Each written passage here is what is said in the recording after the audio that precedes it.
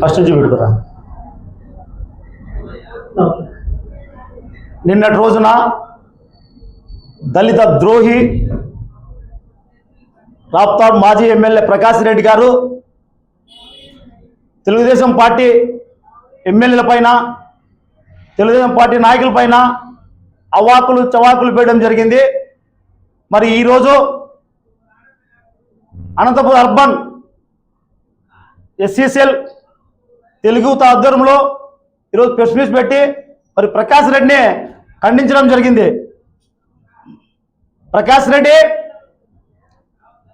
Raptadu MLA గారి పైన, కళ్యాణదుర్గం గారి ఎమ్మెల్యే గారి పైన అవాకులు చవాకులు పేలావు, జాగ్రత్త. అదేవిధంగా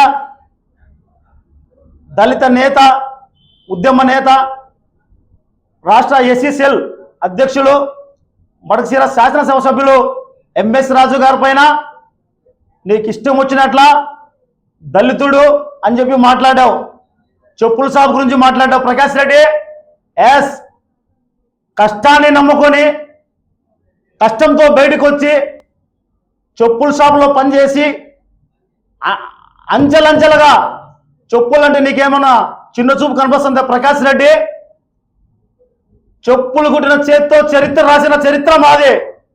నోరు అదుపులో పెట్టుకొని మాట్లాడలేకపోతే నీ నాయక కోసం ప్రకాష్ రెడ్డి ఏమి అహంకారంతో మాట్లాడుతున్నావా? రెడ్డి ద్రోణితో మాట్లాడుతున్నావు. నువ్వు ఒక చెప్పుల షాపులో పనిచేసినావు అని చెప్పి ఎస్ ధైర్యంగా గుండె ధైర్యంతో చెప్తున్నావు. కుట్టే వృత్తి మాది. వృత్తితోనే చరిత్ర రాసిన రాజ్యాంగాలు కూడా నువ్వు చూసావు. ఈ రోజు నువ్వు ఎమ్మెల్యే అయినావంటే డాక్టర్ బాబాసాహెబ్ రాసిన రాజ్యాంగంతోనే నువ్వు ఎమ్మెల్యే అయినావు. గుర్తు పెట్టుకో ప్రకాష్ రెడ్డి.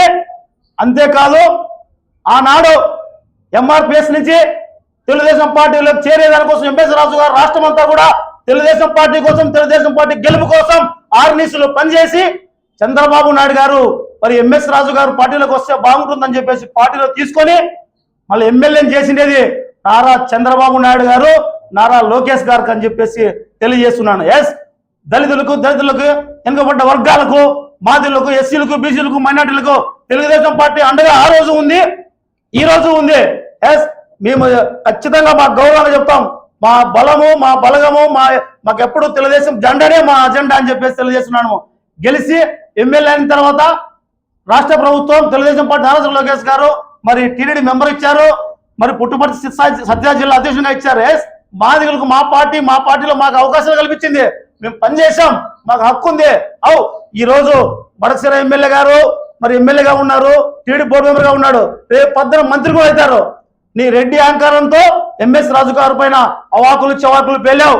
ఇప్పుడుకైనా ఎంఎస్ రాజు గారికి, తెలుగుదేశం పార్టీ నాయకులకి బహిరంగ క్షమాపణ చెప్పలేదంటే ఇక్కడ ప్రకాష్ రెడ్డి గుర్తు పెట్టుకో.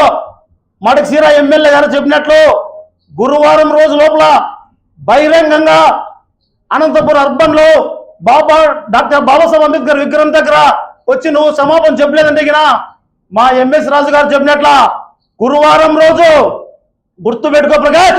గురువారం రోజు నీ ఇంటిని వేలాది మందితో తెలుగుదేశం పార్టీ సైనికులతో గూటం సౌండ్ ఏందో నీ ఇంటికి వినపడుతుంది.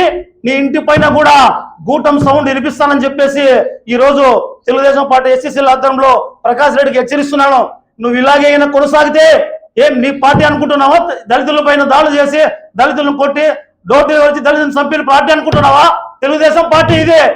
నీకు ఖచ్చితంగా నీ మనగడ కోసం పల్లెల్లో, గ్రామాల్లో స్విచ్ పెట్టినట్ల నువ్వు మా పార్టీలో స్విచ్ పెట్టే స్థితి నీకు లేదు.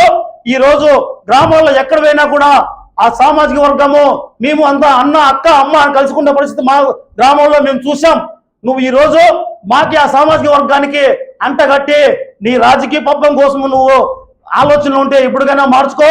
లేదంటే గురువారం నవ్వు ప్రకాష్ రాసుకో, గురువారం నవ్వద్దు, గూటం దెబ్బ రుచి చూస్తావని చెప్పేసి తెలియజేసుకుంటున్నాను. ఇదే ఒక్కసారి మరొకసారి రిపీట్ అయితే ప్రకాష్ రెడ్డి మేము ఎంతకైనా కూడా త్యాగాల కోసం కూడా సిద్ధమయ్యేదానికి సిద్ధంగా ఉన్నాం.